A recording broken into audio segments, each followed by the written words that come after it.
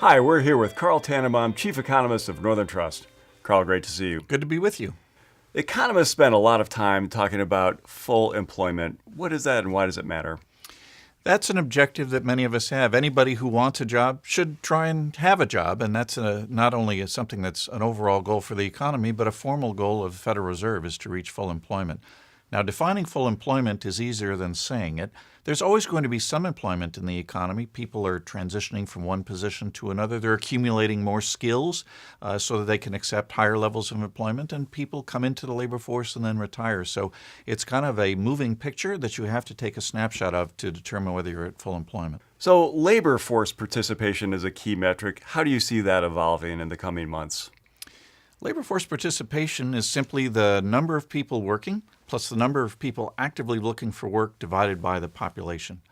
Labor force participation in our country has been declining little by little since the year 2000, primarily for demographic reasons.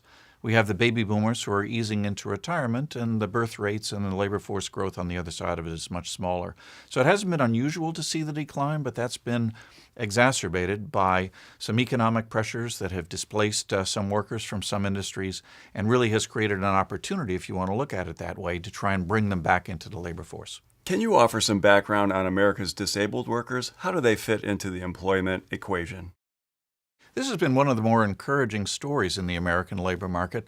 Right now, our unemployment rate is well below what we think its long-run level is, and that's led us to be concerned that we're running out of capacity. But happily, we're finding capacity in communities that we thought were unreachable. We reached a peak of about 9 million Americans that were receiving disability benefits after the recession, and certainly most of them have, conditions that make it difficult for them to work. But some thought it was also a way for them to extend on unemployment benefits inasmuch as their skills were not appropriate for the jobs that were open. Well, now that the labor market has done so well, we're seeing an increasing number of those folks go back to work, which is not only good for them and their incomes, but also good for the national budget. Are there other ways to expand the capacity of the labor market? There's one that is getting a lot of focus, which is that we've been trained, I suppose, to think that retirement begins at 65 and that's it.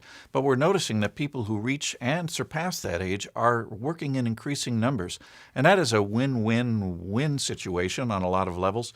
They enjoy working and firms are happy to have them because the labor force alternatives are slim. They're very experienced. A lot of the literature that we read says that people whose minds are engaged will live longer and more happily. And it also helps to even out some of the imbalances that demographics can bring to a health system and a pension system. So, Doug, I hope you and I are working together for a very long time to come. Carl, we appreciate your perspective as always. Good to be with you.